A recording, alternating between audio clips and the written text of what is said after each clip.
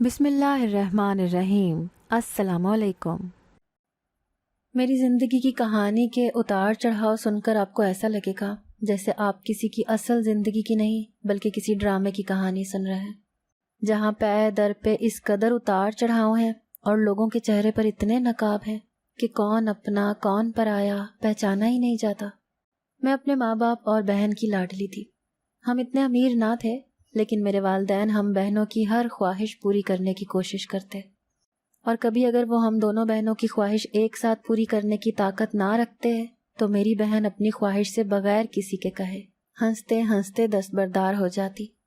ایسا نہیں تھا کہ میں کوئی بگڑی ہوئی اولاد تھی، لیکن میرے ماں باپ اور بہن میرے منہ سے نکلی ہر بات کو پورا کرنے کے لیے ہر حد تک جاتے تھے۔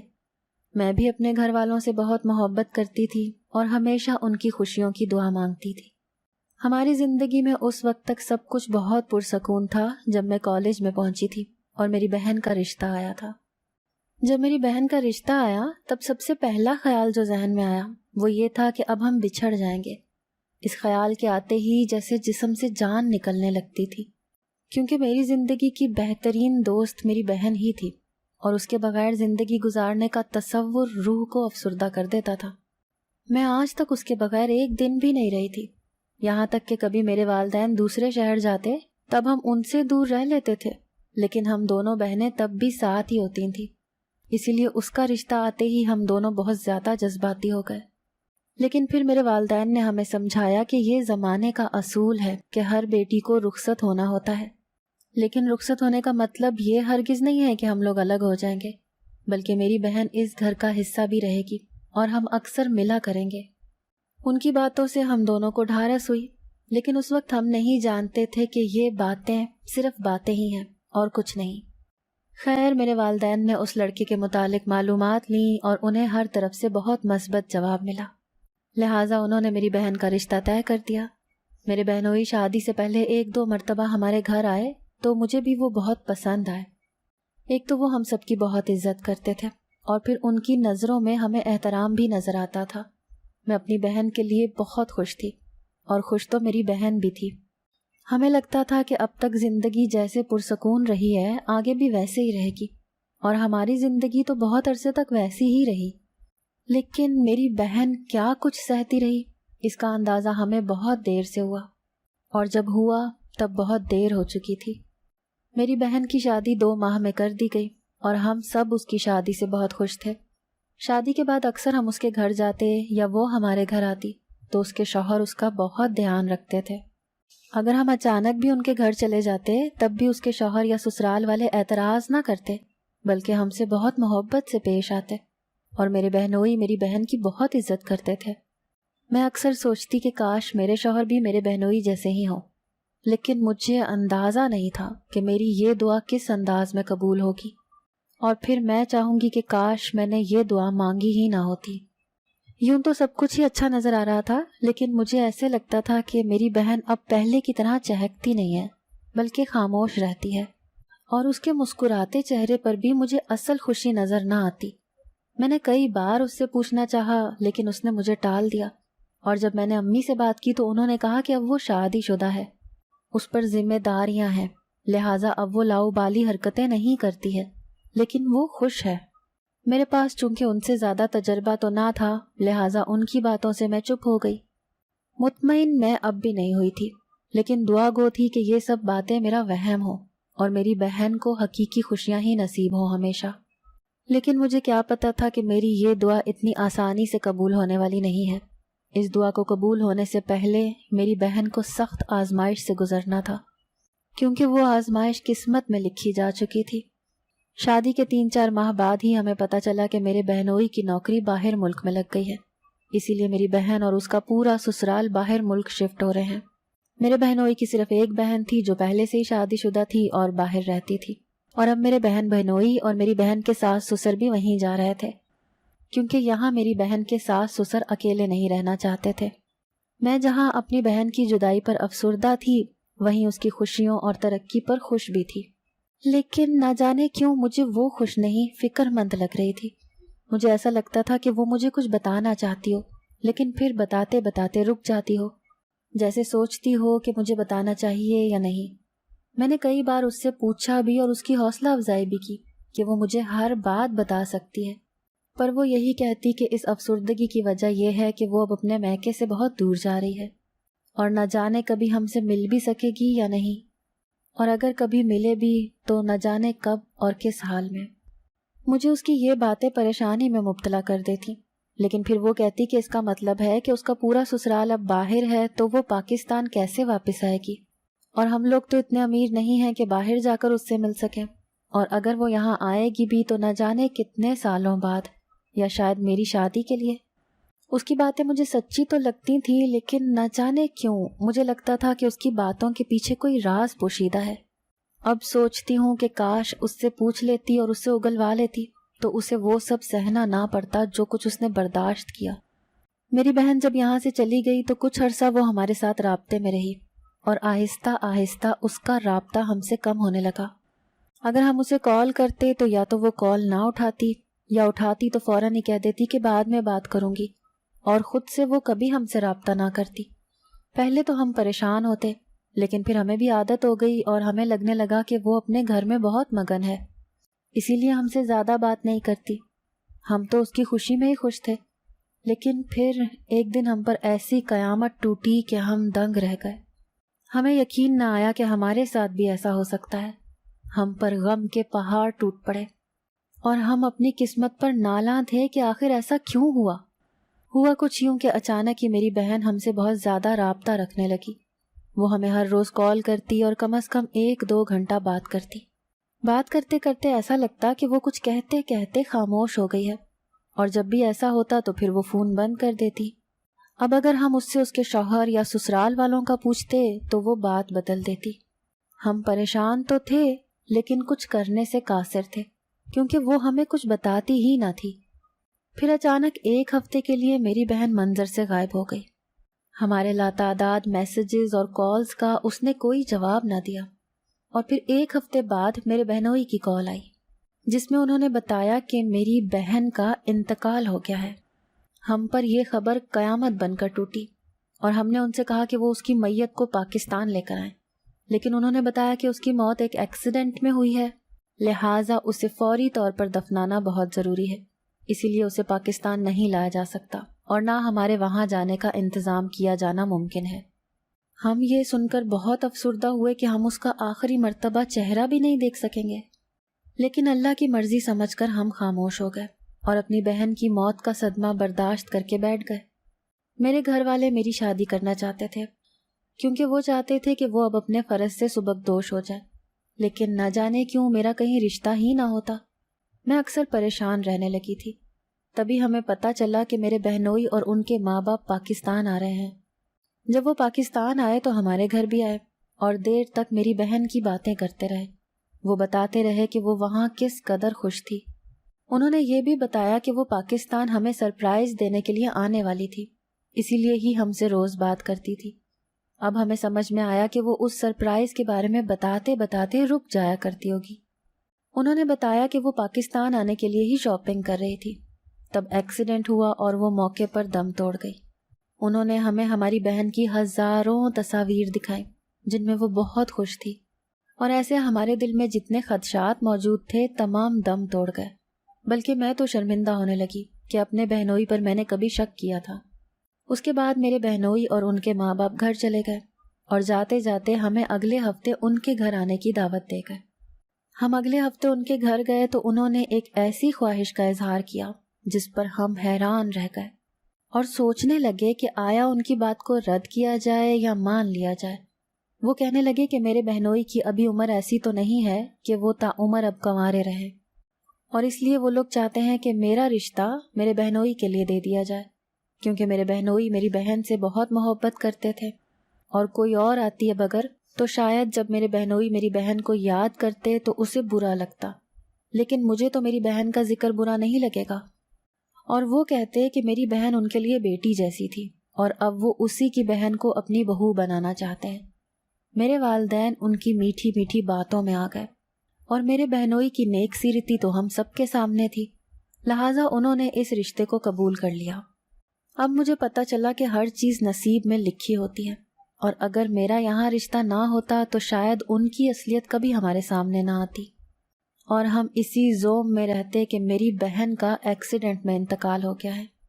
میرے والدین میری شادی کے لیے مان گئے اور 6 ماہ بعد میری شادی کر دی گئی۔ ان 6 ماہ میں میرے ساس سسر پہلے ہی واپس جا چکے تھے، اور میری شادی ہوتے ہی میں اور میرے شوہر بھی باہر چلے گئے۔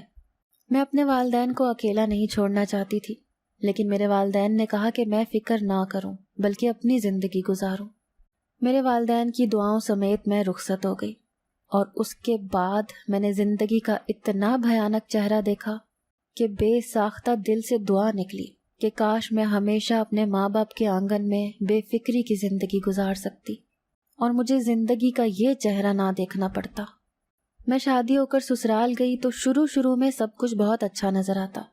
میرے شوہر نے مجھے کہہ دیا تھا کہ وہ ابھی اس رشتے کو قبول نہیں کر پا رہے ہیں اور انہیں وقت چاہیے، اور مجھے بھی اپنی بہن سے بہت محبت تھی، لہٰذا میں بخوشی مان گئی۔ میرے شوہر سارا دن میرے ساتھ اچھے سے پیش آتے، لیکن رات میں ہم الگ کمرے میں سوتے۔ میرے شوہر مجھ سے غافل نہ تھے، لیکن وہ مجھ سے محبت بھی نہیں کرتے تھے۔ مجھے بھی ان کی محبت کی اتنی ضرورت نہ تھی، کیونکہ میں ابھی اس رشتے کو قبول کرنے کے لیے خود کو مکمل طور پر منا نہیں پائی تھی، اور یہ وقت اور دوری میرے لیے بھی غنیمت تھی۔ میں خوش تھی کیونکہ میری نند اور میری ساس بہت اچھے تھے اور مجھ سے محبت سے پیش آتے تھے، لیکن میں کیا جانتی تھی کہ یہ خوشیاں عارضی ہیں۔ اچانک ہی میری زندگی میں عجیب سا بدلاؤ آیا، اور اسی بدلاؤ نے میری زندگی کو مکمل طور پر بدل کر رکھ دیا۔ میں ایک بات نوٹ کر رہی تھی کہ ویسے میری نیند اتنی پکی نہیں تھی اور میں آہٹ پر بھی اٹھ جاتی تھی، لیکن میں جب سے یہاں آئی تھی میں رات میں سوتی تھی تو صبح ہی اٹھتی تھی، ساری رات میری آنکھ نہ کھلتی، حالانکہ پہلے ایسا نہیں تھا۔ اس بات کو پہلے پہل تو میں نے نظر انداز کیا، لیکن پھر اکثر رات میں مجھے عجیب خواب آنے لگے۔ مسئلہ یہ تھا کہ ان خوابوں کے بعد بھی میں رات میں جاگتی نہ، بلکہ صبح جب اٹھتی تب مجھے یاد آتا کہ رات میں مجھے ایسا خواب آیا تھا۔ مجھے خواب مکمل طور پر یاد نہ رہتا، لیکن مجھے محسوس ہوتا کہ مجھے روز ایک ہی خواب آ رہا ہے۔ خواب اتنا عجیب تھا کہ میں کسی سے شیئر بھی نہ کر سکتی۔ اب میں پریشان رہنے لگی کہ میں کیا کروں۔ میں رات میں جاگنے کی کوشش کرتی بھی تو جاگ نہ پاتی، اور پھر جیسے ہی سوتی مجھے خواب آنے لگتا۔ خواب میں میری بہن آتی اور مجھے کہتی کہ مجھے اس ظلم سے بچا لو، مجھے تم ہی اس ظلم سے بچا سکتی ہو اور کوئی نہیں بچا سکتا۔ وہ مجھے کہتی کہ ہوش کرو اور اٹھ جاؤ، مجھے بچا لو، لیکن میں اس وقت نہ اٹھ پاتی، اور صبح اٹھتی تو مجھے یہ خواب یاد آتا۔ میں اب بہت زیادہ پریشان رہنے لگی تھی اور سوچ رہی تھی کہ آخر کس طرح اپنی بہن کو ظلم سے بچاؤں، جب مجھے علم ہی نہیں کہ اس پر ظلم کون کر رہا ہے۔ لیکن میں نہیں جانتی تھی کہ جلد ہی مجھے اس بات کا جواب ملنے والا ہے، اور میرا ایک کڑا امتحان ہونے والا ہے۔ ایک روز میرے ساس سسر میری نند کے گھر رکنے گئے تھے، اور میری طبیعت ناساز تھی، لہٰذا میں اپنے شوہر کے آنے سے پہلے ہی سو گئی۔ روز کی طرح آج بھی مجھے خواب آیا کہ میری بہن مجھ سے کہہ رہی ہے کہ مجھے بچا لو، لیکن آج اس کی بات سن کر سونے کے بجائے میری کچھ دیر میں آنکھ کھل گئی۔ میں نے وقت دیکھا تو رات کے 3 بج رہے تھے۔ مجھے اچانک خوف محسوس ہوا تو میں فوراً اٹھی اور اپنے شوہر کے کمرے کی طرف گئی۔ میں نے ان کے کمرے کا دروازہ کھولا، اور یہ دروازہ کھلنا میری زندگی کو پلٹا گیا۔ میں نے دروازہ کھولا تو وہاں کمرے میں میری بہن موجود تھی۔ میری آنکھوں کو یقین نہ آیا کہ سامنے کیا منظر ہے، اور اس منظر میں کون سے لوگ موجود ہیں۔ وہاں میری بہن موجود تھی۔ میں فوراً گئی اور اپنی بہن کے سینے سے لگ گئی۔ اس وقت مجھے اور کچھ یاد نہ رہا سوائے اس بات کے کہ میں اپنی بہن سے اتنے عرصے بعد مل رہی ہوں۔ وہ بھی بہت رونے لگی، اور جب ہم دونوں خوب رو چکے تو میرے دماغ نے کام کرنا شروع کیا، اور میں نے اپنی بہن اور شوہر کی طرف دیکھا۔ میرے شوہر سو رہے تھے اور میری بہن خوفزدہ نظر آ رہی تھی۔ اس کے سر پر ہاتھ پاؤں پر پٹیاں بندھی ہوئی تھیں، اس کے چہرے پر جا بجا نشانات موجود تھے۔ میں نے اپنی بہن کو سوالیہ نظروں سے دیکھا تو وہ مجھے اپنے ساتھ میرے کمرے میں لے آئی، اور اس نے مجھے حقیقت سے آگاہ کیا، جو سن کر میں تڑپ گئی کہ آخر یہ سب ہوتا رہا اور مجھے خبر کیوں نہ ہوئی۔ میری بہن نے مجھے بتانا شروع کیا کہ شادی کے بعد چند دن تک تو سب کچھ ٹھیک رہا، لیکن میرے بہنوئی کو اکثر چھوٹی چھوٹی باتوں پر غصہ آتا، اور وہ میری بہن کو خوب ذلیل کرتے۔ یہاں تک کہ کبھی کبھار ان پر ہاتھ اٹھا لیتے۔ میری بہن نے بتایا کہ وہ ایسا کرنے کے کچھ لمحے بعد اس طرح بدل جاتے گویا انہوں نے مجھے کوئی تکلیف دی ہی نہیں ہے۔ میری بہن کہتی کہ میں اس رویے کے باعث پاگل ہونے لگی تھی۔ تب میری ساس نے مجھے بتایا کہ میرے شوہر کو دماغی مسئلہ ہے، جس کی وجہ سے وہ کبھی کبھی ایسی حرکتیں کرنے لگتے ہیں۔ اس کا کہنا تھا کہ شادی سے پہلے ان کی حالت اتنی بری نہیں تھی اور سب کو لگتا تھا کہ شادی کے بعد وہ ٹھیک ہو جائیں گے، اسی لیے ان کی شادی کر دی۔ لیکن شادی کے بعد تو انہیں ایک جیتا جاگتا انسان مل گیا تھا جس پر وہ جب چاہے ظلم کرتے۔ پھر جب وہ یہ سب کچھ بھول جاتے تو سب کے سامنے میری بہن سے اتنی محبت سے پیش آتے کہ کوئی میرے بہنوئی پر شک نہ کر پاتا۔ اسی لیے میری بہن نے ہمیں حقیقت نہ بتائی کہ وہ والدین کو پریشان نہیں کرنا چاہتی تھی، اور وہ نہیں جانتی تھی کہ میرے والدین اس کا یقین کریں گے بھی یا نہیں، کیونکہ سب کے سامنے تو میرے بہنوئی کا بہت اچھا تاثر قائم تھا۔ خیر، حقیقت سب کو پتہ نہ چلے، اسی لیے میرے ساس سسر میرے بہن بہنوئی کے ساتھ باہر ملک چلے آئے کہ ان کا یہاں علاج کروائیں گے، لیکن وہ علاج کے لیے نہ مانے اور میری بہن پر زیادتی کا سلسلہ بڑھتا گیا۔ وہ ہر بات کا غصہ میری بہن پر نکالتے اور انہیں ہم سے رابطہ بھی نہ کرنے دیتے۔ پھر انہوں نے ایک دن غصے میں میری بہن کو طلاق دے دی اور میری بہن کو گھر سے نکال دیا۔ یہی وہ وقت تھا جب میری بہن نے ہم سے دوبارہ رابطہ بحال کیا تھا، اور تب وہ سوچتی تھی کہ اسے طلاق کی خبر ہمیں دینی چاہیے یا نہیں۔ وہ یہاں جاب کر کے کچھ پیسے جمع کر کے پاکستان واپس آنا چاہتی تھی، لیکن جیسے ہی میرے بہنوئی کو اس بات کا علم ہوا، انہوں نے میری بہن پر حملہ کیا اور اسے اپنے گھر میں اپنے کمرے سے منسلک ایک اور کمرے میں قید کر دیا۔ اس بات کا علم ایک ہفتے تک میرے ساس سسر کو بھی نہ ہوا، اور ایک دن اتفاق سے انہیں پتہ چل گیا۔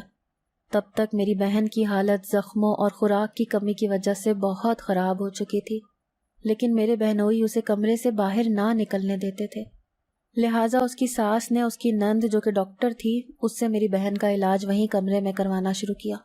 میری بہن گہرے شوق کے زیر اثر کوما میں جا چکی تھی۔ تب میرے شوہر نے ہمیں اس کے مرنے کی اطلاع دی، کیونکہ دراصل وہ مجھ سے شادی کرنا چاہتے تھے۔ میری بہن نے بتایا کہ وہ پہلے سے ہی مجھ سے شادی کرنا چاہتے تھے، لیکن ان کے گھر والوں نے ان کی شادی میری بڑی بہن سے کروا دی تھی۔